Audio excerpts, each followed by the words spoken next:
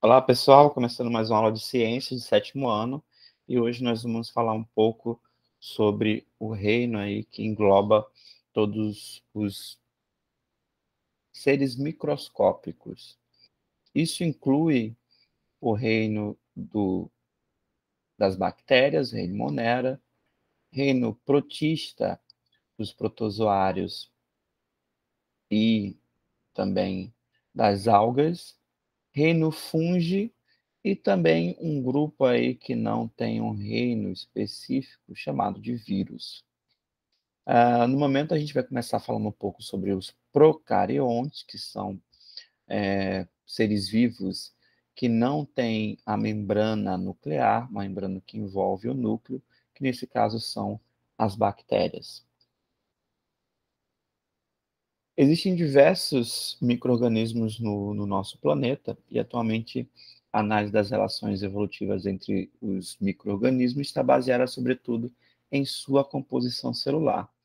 As bactérias, por não possuírem até hoje membrana nuclear, elas são consideradas os primeiros seres vivos dessa organização celular.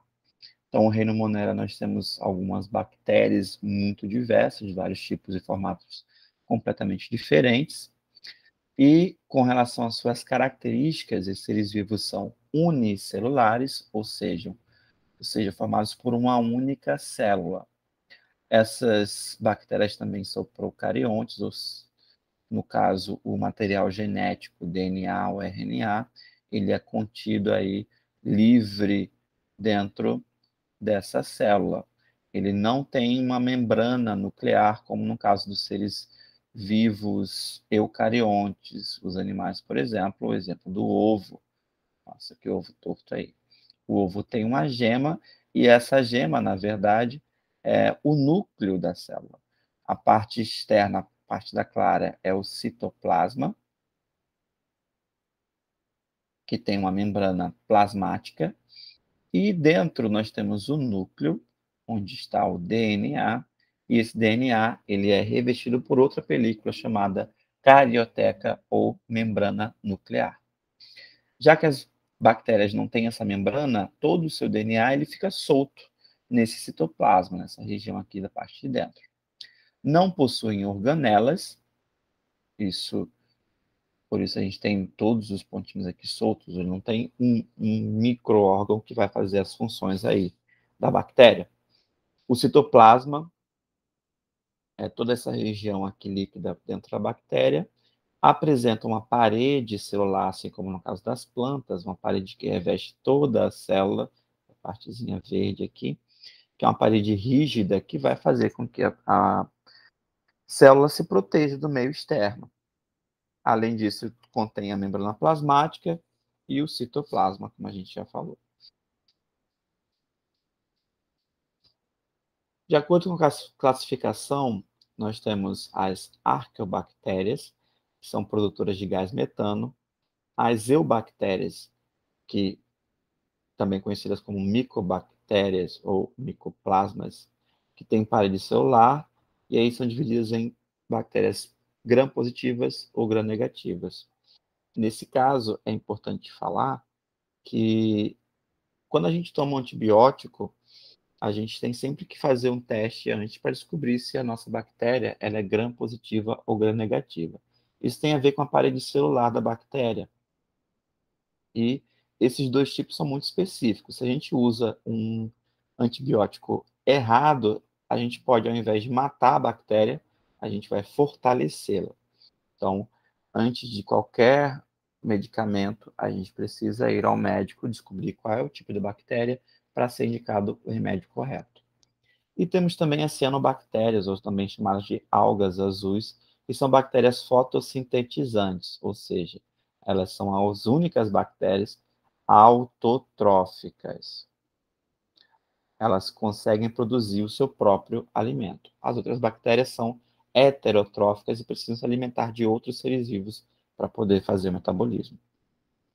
Quanto ao formato, que a gente chama de morfologia, existem vários formatos diferentes, e aí são classificados em cocos, que são bactérias em forma de esfera, os bacilos, que são bastõezinhos, são mais compridinhos, Ah, com relação à locomoção, temos também os vibriões, enfim, e espirídeos também. Tem vários formatos diferentes.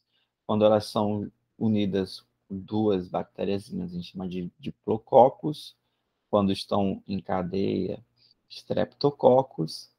E quando estão em cachos, como esse cacho aqui, a gente fala que é um estafilococcus. E a mesma coisa acontece com os bacilos. Diplobacillus, streptobacillus e assim por diante. Bactérias em gemulação ou em apêndice. Eles criam falsos pés para se locomover ou para se alimentar.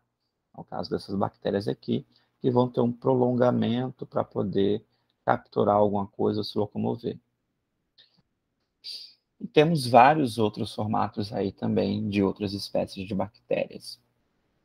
Quanto à sua reprodução, elas são exclusivamente assexuadas, ou seja, elas fazem cópias de si mesmas através da divisão do seu material genético.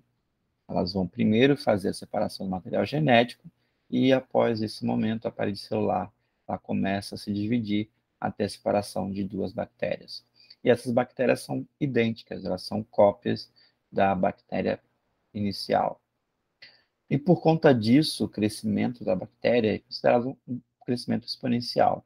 Isso quer dizer que uma bactéria vai formar duas, essas duas bactérias vão formar quatro bactérias, e essas quatro vão acabar formando mais 8 bactérias.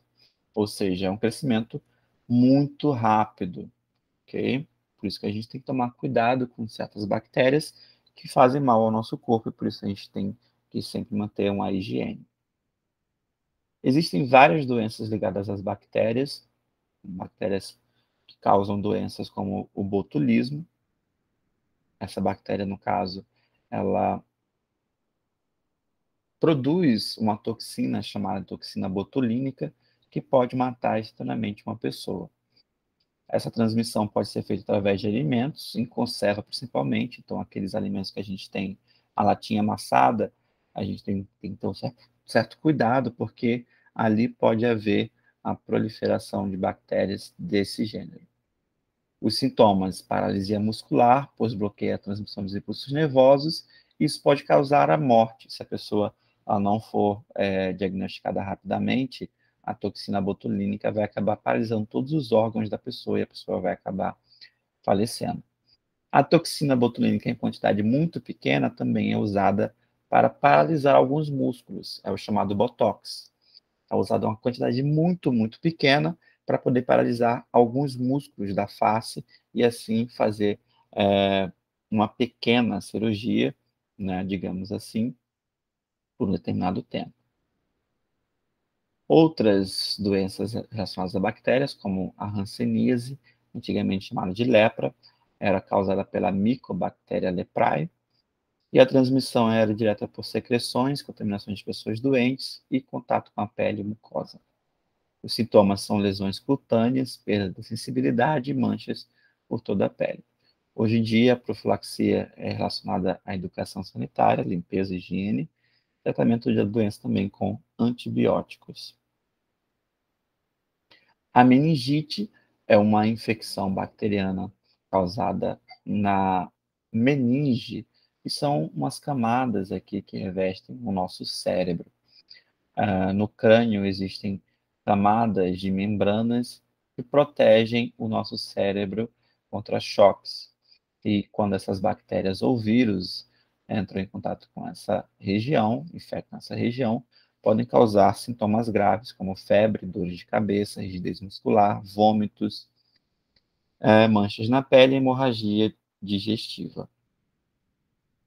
O tétano, causado pela Clostridium tetani. A transmissão são encontrados no solo, podem penetrar o nosso corpo em contato com a lesão por objetos contaminados. Sintomas: fortes contrações musculares, parada respiratória cardíaca, febre e muitas dores nos músculos. A febre maculosa, que é transmitida aí pelo carrapato estrela, que se aloja também em algumas capivaras, e podem causar aí alguns danos graves. A picada do carrapato estrela, ele pode causar febre, dor de cabeça, manchas vermelhadas pelo corpo, hemorragias cutâneas, entre outros. A tuberculose também é uma doença causada por bactérias, a Mycobacteria tuberculosis, que é uma inflamação aí, no caso, do pulmão, inalação de gotículas espalhadas pelo ar, do espirro ou tosse de alguma pessoa contaminada, pode causar tosse, falta de apetite, emagrecimento, dor torácica, febre e fadiga. Entre outras muitas doenças causadas por bactérias, a cólera, febre tifoide, leptospirose, gonorreia e sífilis. Mas as bactérias não causam só mal, elas também são usadas para a indústria alimentícia, para algumas coisas boas também. Tá? Nós temos algumas associações a bactérias boas que nos ajudam aí no nosso dia a dia. As bactérias utilizadas para a fermentação do álcool, do gênero Acetobacter, a produção de coalhadas, iogurte, queijo, são dos gêneros Lactobacillus e Streptococcus. Na fabricação de medicamentos, como, por exemplo, a obtenção do antibiótico neomicina, a partir de bactérias do gênero Streptomyces, e outros vários medicamentos aí, como a penicilina, foram produzidas aí por essas bactérias. Exercício de fixação, o que caracteriza fundamentalmente os seres do reino Monera. Esses são seres unicelulares, né? Não possuem membrana nuclear, também chamados de procariontes. Então, essa é a principal característica desse grupo. Os seres vivos microscópicos são unicelulares e procariontes. A célula bacteriana é constituída de parede celular, membrana plasmática e citoplasma. Sua reprodução geralmente é assexuada, pode ser, nesse caso aqui, aeróbica, quando necessita de gás e oxigênio para obtenção de energia, e as bactérias anaeróbicas são as que não precisam de oxigênio para produzir energia. Caso anaeróbica, quando obtém energia por meio de fermentação. Ok? Nós encerramos nossa aula por hoje. Espero que vocês tenham gostado. Bons estudos e até a próxima.